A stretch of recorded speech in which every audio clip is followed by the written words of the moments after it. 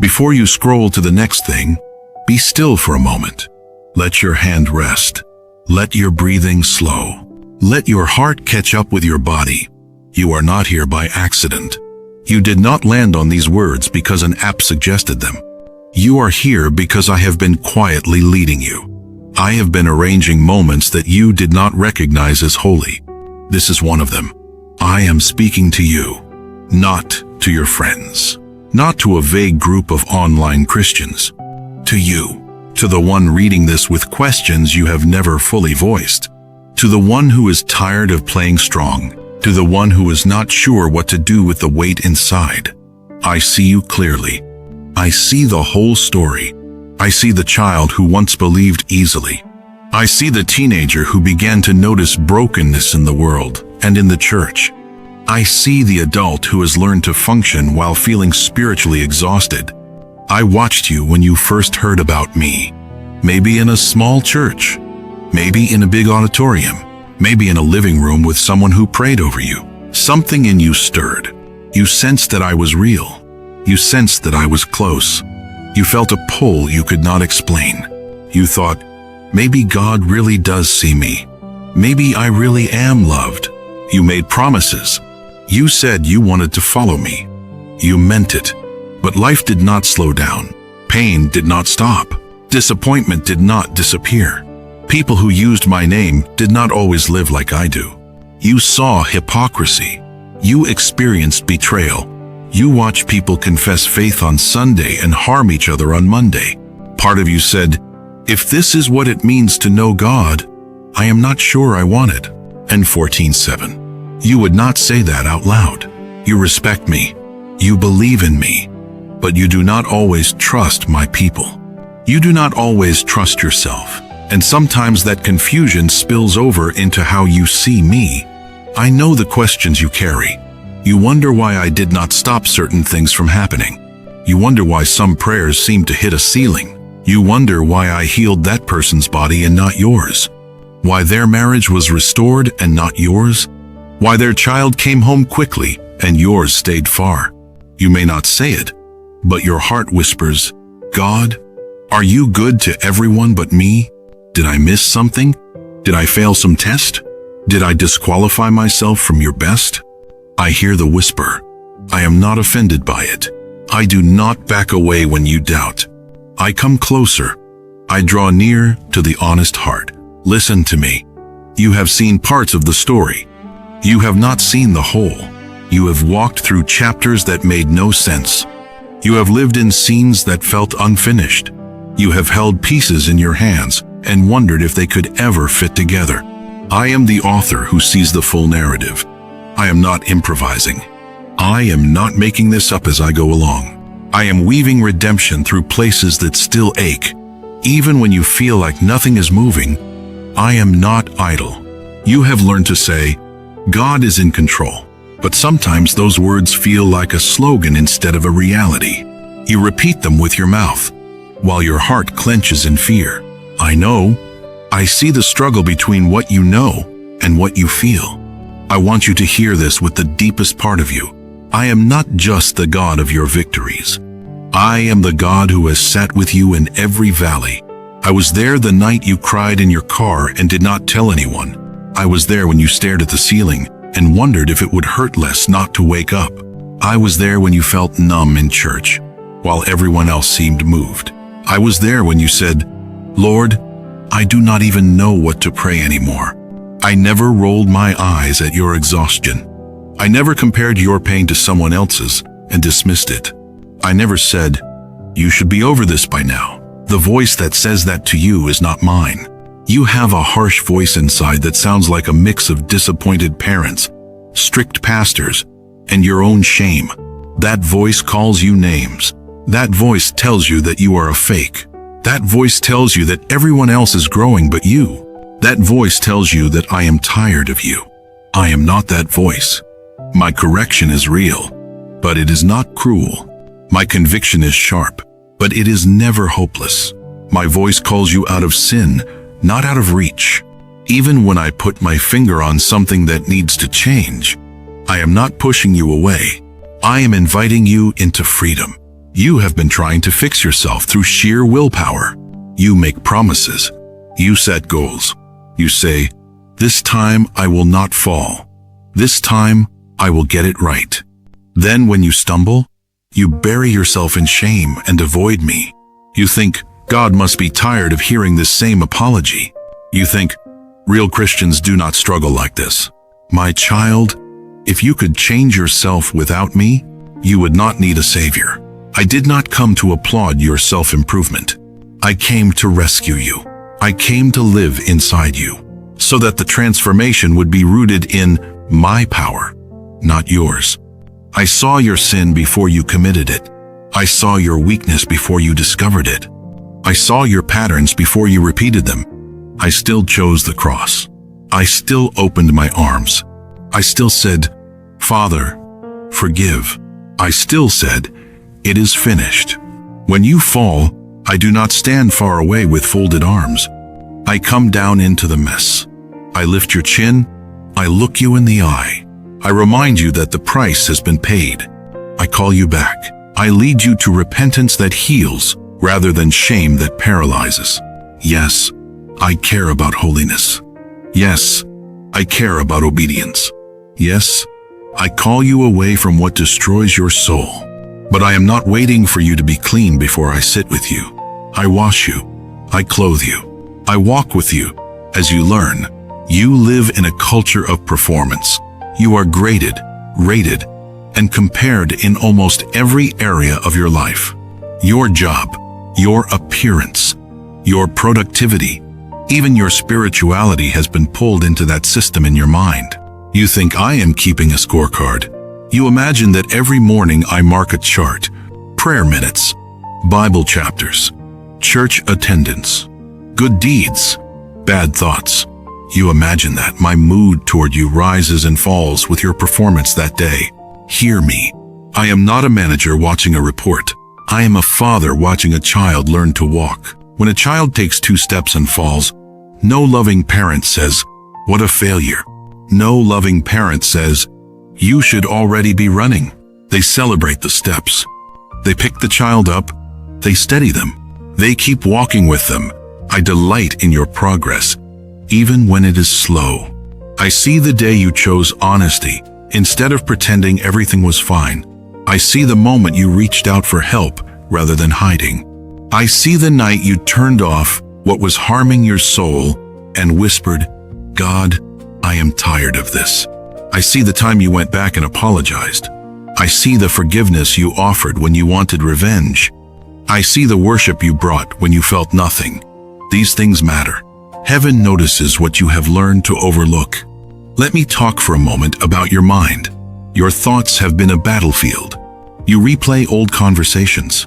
You rehearse worst-case scenarios. You interpret silence as rejection. You call yourself names no one else hears. Anxiety has wrapped itself around your chest. You feel it in your breathing. You feel it in your sleep patterns. You feel it when your heart starts racing over small things. You have prayed, "God, please just make it stop." You have also wondered, maybe this is just how I am wired. Maybe nothing can really change. I want you to know that I am not indifferent to the wars in your mind. I care about your thought life. I care about the lies that sit there like squatters. I care about the patterns that exhaust you. When I look at you, I do not only see your actions, I see the pressure from the inside. I know how much strength it took to say no. I know how much faith it took to get out of bed. I know how much courage it took to walk into that room again. I know how much restraint it took not to send that message, not to lash out, not to run. You are not weak for feeling what you feel. You are not less spiritual because you battle anxiety and depression. You are living in a broken world with a sensitive heart. You are facing invisible battles that I fully see. I am not only interested in getting you to heaven someday, I am also committed to renewing your mind, here and now. I work through my spirit. I work through my word. I work through wise counselors. I work through healthy community. I work through small habits that reshape your days. I will not force healing on you. I invite you into it. I whisper, Bring that thought to me. Do not let it run wild. Let me speak into it. I nudge you to be honest with someone safe. I prompt you to rest. I remind you to breathe. I lead you to resources. I open doors for help. Pay attention to those nudges. They are not random. They are evidence that I am actively shepherding your soul. Now let us talk about the part of you that feels spiritually burnt out. You have tried to be a good Christian. You have served. You have volunteered. You have given. You have attended events. You have done whatever you thought you were supposed to do. And somewhere along the way, your heart grew tired. You may have felt used. You may have felt unseen. You may have watched leaders fall. You may have seen church turned into a show. You may have been told to have more faith, when what you really needed was someone to sit with you and weep. You started to protect yourself. You pulled back. You kept showing up on the outside, but inside you said, I cannot keep living like this. I cannot keep pretending. Men, I see your weariness with religious performance. I see your confusion about what following me really means. I am not calling you back to empty routine. I am calling you into relationship. I am not inviting you to impress me. I am inviting you to walk with me. Do you remember when you first felt my presence in a way that shook you? Maybe you cried and could not explain why. Maybe you felt a peace that did not match your situation. Maybe you sensed that I was near in a way that was more real than the chair beneath you. That was not a trick of emotion. That was me. And I have not changed. I want you to know me beyond the noise, beyond the expectations, beyond the opinions of others. I want you to hear my voice in the quiet places. Open my word not as a task to check off, but as a table where we sit together. Ask me to make it alive to you again. Ask me to show you my heart, not just information. Ask me to highlight what you need for this day, not for an imaginary perfect version of you. Talk to me in your own words. You do not have to sound like anyone else when you pray. You do not have to use the phrases you heard others use if they are not honest for you. Tell me, God, I feel distant. Tell me, I am angry. Tell me, I am scared you will let me down. Then let me answer you, not always with instant miracles, but with presence, direction, and slow, steady change. Let us speak now of your future. You look ahead and see a fog. You are not sure what decisions to make. You are not sure what you are called to. You are afraid of making the wrong move. You say, Lord, just tell me exactly what to do and I will do it. End quote. Then the silence feels loud. I rarely hand out full blueprints. I give steps. I illuminate what you need for the next choice. I invite you to trust me more than your plan. You think purpose is a specific job or a visible platform. Sometimes it includes those things, but it always starts somewhere deeper. Your first calling is to be with me, to receive my love, to live as my child. Out of that place, I shape what you do. Your purpose is present in how you speak to your family. Your purpose is present in how you treat coworkers. Your purpose is present in how you respond to strangers. Your purpose shows up in how you carry my heart into spaces that do not know me. Yes, there are specific assignments I have in mind for you. There are ideas you carry that did not come from nowhere. There are burdens you feel for certain people or issues because my heart burns there. There are gifts in you that the enemy has tried to bury with insecurity. Do not despise small beginnings. Do not wait until you feel fully ready. Obey me in the small things. Send the message I prompt you to send. Offer the prayer I nudge you to pray. Start the thing I keep bringing back to your mind. Walk through the door I quietly open. You say, what if I fail? I say, what if you learn? What if you grow? What if I meet you there in ways you never imagined? Failure does not end your story with me. Disobedience ignores me. Imperfect obedience that gets back up again pleases me. Now let me speak to the shame, you still carry. There are things you did that you never talk about, nights you still regret, words you cannot take back, relationships you mishandled, choices that hurt people. You know I forgive, but you do not feel forgiven. You keep punishing yourself, as if your lifelong regret could add anything to the cross. When I forgave you, it was not cheap. It cost my blood.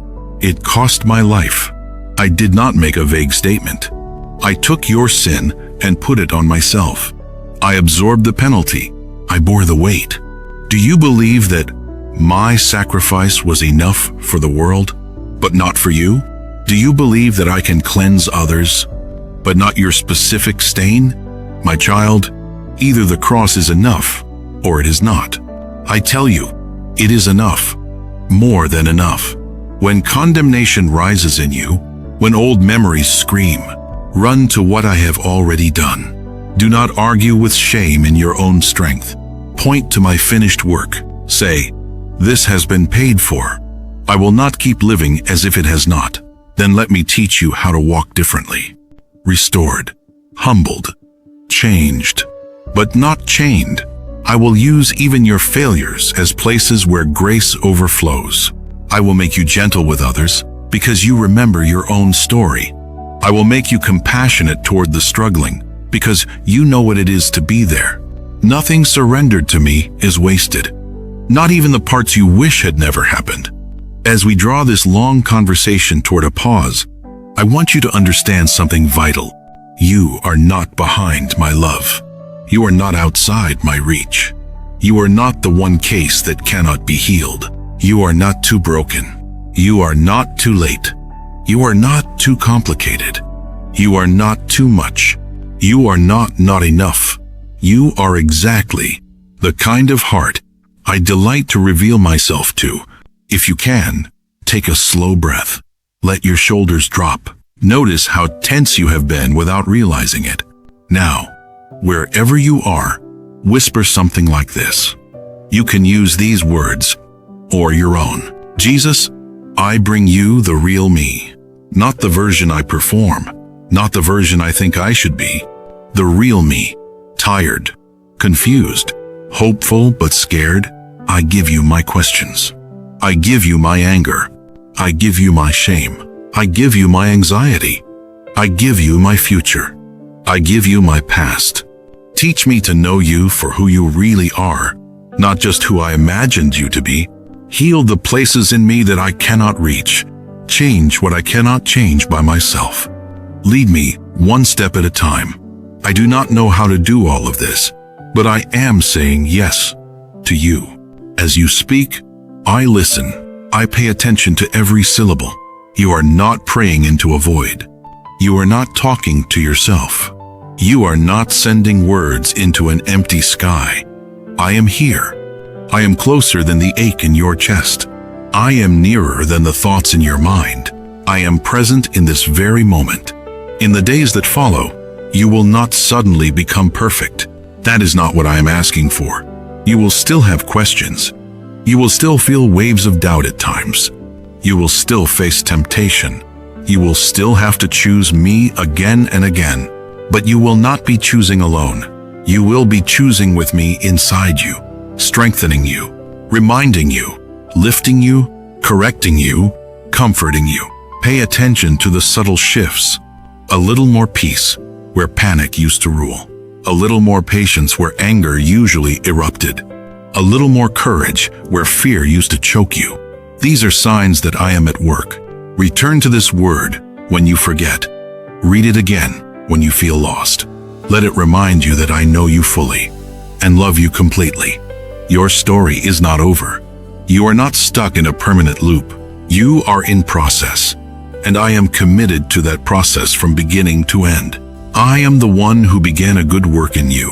I will be faithful to carry it on, not because you never stumble, but because I never let go. Walk with me, talk to me, lean into me.